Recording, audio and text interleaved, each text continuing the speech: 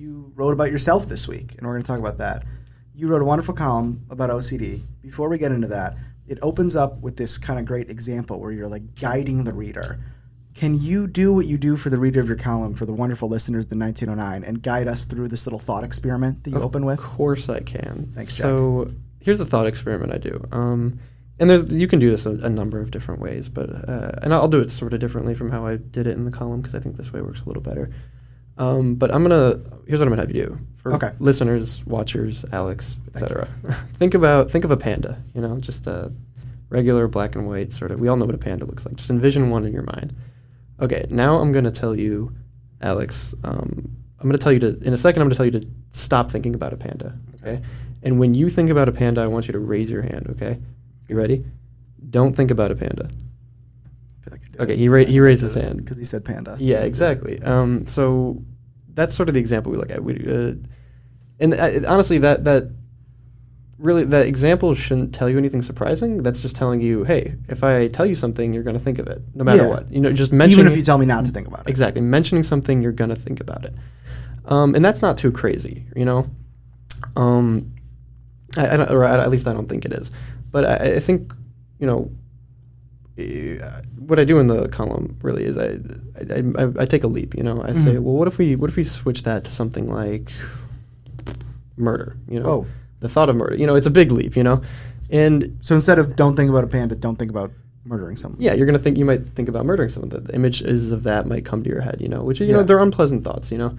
But I think sort of with the panda, what we see is just because I got you to think of a panda doesn't mean you're like some panda enthusiast. I'm not obsessed with. You're not obsessed with panda, and I shouldn't make that assumption. It's unreasonable to make that assumption. And to be clear, just now you did say don't think about murdering someone, and I did think about murdering someone. Exactly. That doesn't mean I want to murder someone. Yeah, and that's that sort of leap we make. It's just because you're thinking about something doesn't indicate a desire to do that.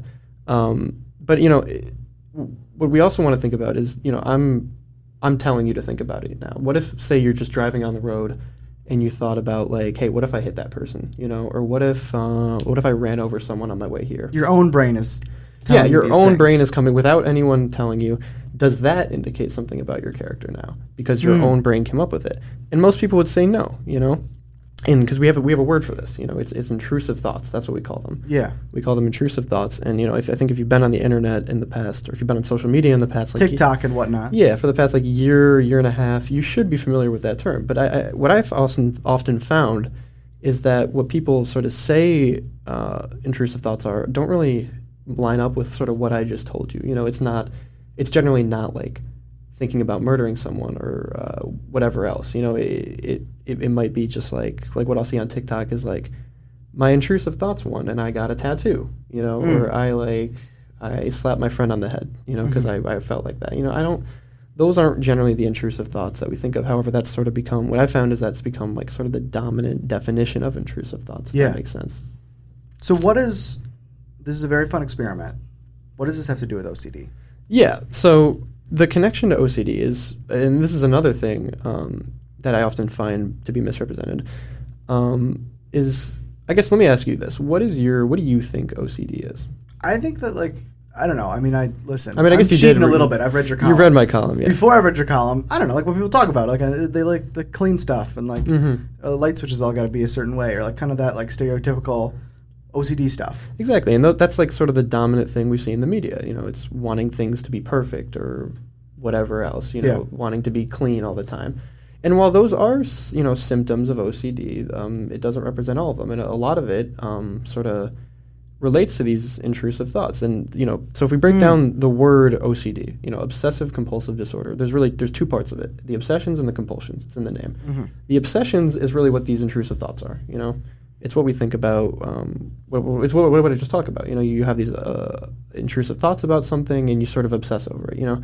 Because for the I see the thoughts about the pandas or the murder. It's like and it can be thoughts that you can't get out of your head. There's a myriad of things. What if I left the door unlocked? What if I'm a murderer? What if what if they can be about yourself? What if I'm a murderer? What if I'm What if I'm not clean enough right now, and I might infect someone with some kind of disease, and those are real things. And those are the thoughts, and those are the obsessions. And what these people with OCD have is they can't really bear the possibility that those things might be true. And if we really want to get into sort of like how it works in the brain and all those like scientific processes, so I spoke to, her name's Laura Lokers. I don't know. She's she founded the Anxiety and OCD Clinic of Ann Arbor, which is a place I sought therapy through when I was dealing with my own OCD. Patient. Not with her specifically, but others through the institution. Yeah. And she sort of talked me through like how this works like in the brain. And I think she broke it down in a really nice way because, so like when we look at the brain, right? Say you're leaving your house, and you lock your door and you leave, and then maybe you're driving later and you're like, did I lock my door? And you don't really remember. There's a part in your brain where it sort of seeks like a certain threshold of certainty, Like if I'm 70% sure I locked the door, then I'm good. I can go about my day, Like a neurotypical person. If you're just kind of mostly sure that you locked the door, you're good to go. You're not going to think about it anymore. Yeah, you're good. And that's how most people's brain works. You know? The person with OCD, on the other hand, that threshold is more at like 100, which, 100% certainty is not real, Another example she used, which I didn't include in the story, but I think is interesting. If you go to like a DNA tester, and you say like, I want to know if this child is mine, and even if you like know it is or whatever, they're not going to give you 100% ever. Yeah, it's going to be 99.9, like whatever. They're never going to give you 100%, and that's exactly how we should think about our brains. We're never going to be able. You can never be 100% certain that you did anything, or you didn't do anything. Yeah, but OCD makes you desire that complete certainty to be able to put it out of your mind. Yeah, and I think a lot of people sort of it's understood, but it's sort of also poorly understood. So we don't fully know, but a lot of the theory is that there's chemical imbalances that kind of force you to sort of want 100% certainty. So that's the obsession part. And it's sort of ruminating on this like, I need to be sure. It's about certain, I need to be sure that I did whatever, or I'm not the kind of person my brain is sort of forcing me to. The compulsions, on the other hand, that's sort of what you do to relieve yourself of that anxiety, of that stress, So, for example, like we'll go with like locking the door, a compulsion might be going back to your house and checking to make sure the door is unlocked or the door is locked, If you have this sort of fear that you're going to contaminate people, a compulsion might be washing your hands to make sure you're clean. Or in the case of the murderer, these ones, see, this is where it gets a bit more abstract. Yeah. If you think maybe you're like, what if I murdered someone? What if I'm going to murder someone? I'm not safe near people. I've seen people who like they can't really be near knives, because they think they might grab it and hurt somebody with it. I see.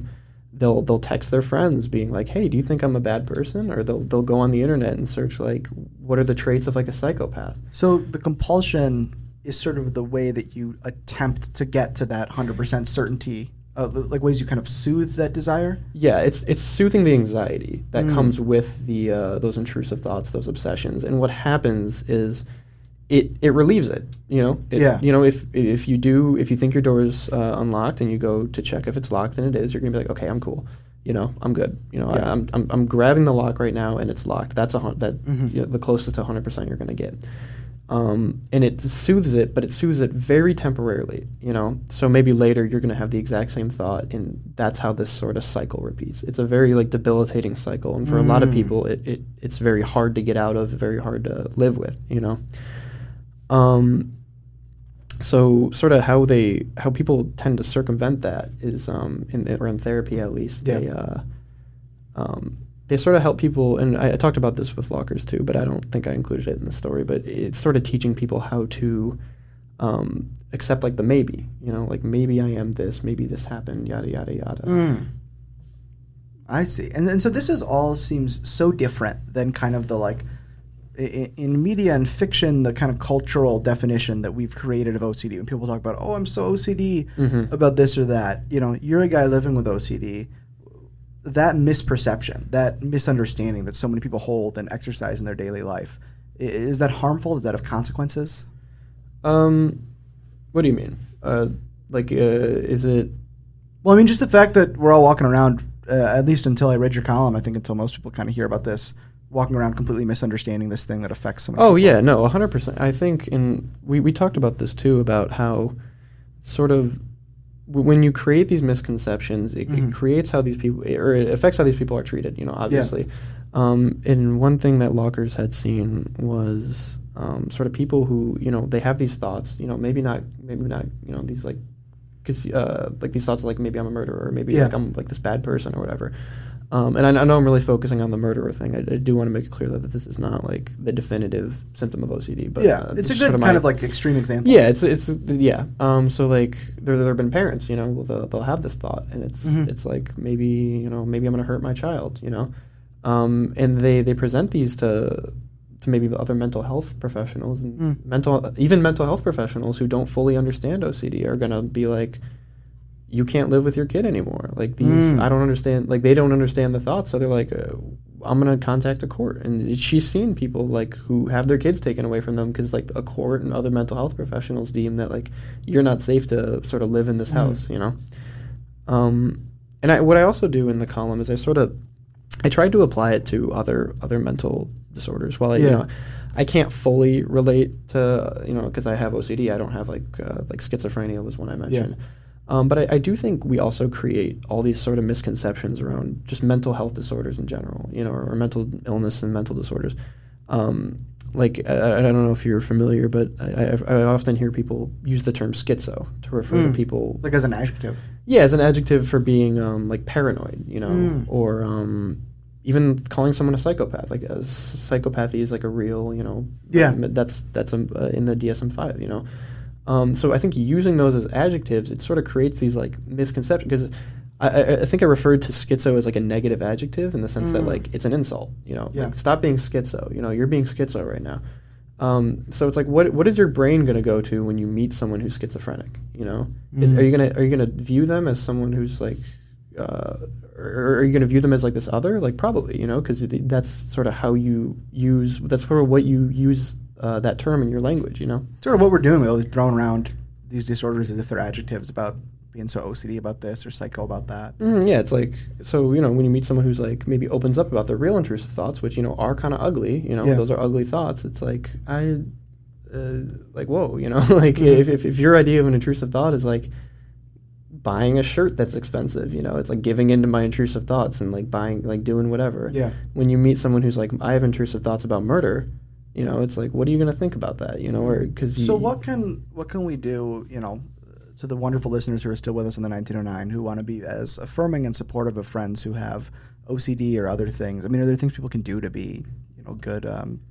What I don't know if you'd call it allyship or just support, or I think just sort of being aware. I don't think it's this thing that you can. We can. I don't. In this column, I don't call for people to like change society. I'm not calling for this like completely, because I think to do that we'd have to backpedal on like years of ableism that has existed in Western culture. That would take that would be. And I think that little much for a state news column. And ableism exists within like these bigger institutions. So that's just like, I think, out of the scope of this. What I think for just within your own social group, I think you can just sort of be aware of like symptoms of mental illness and mental disorders, so that when people exhibit them, you're not your immediate thought isn't like negativity. I think as a society now, we sort of have this thing where we tell people like, hey, reach out to friends if you're feeling depressed, or if like you have all this like anything else going on in your mind, or be aware. We were always saying like be aware.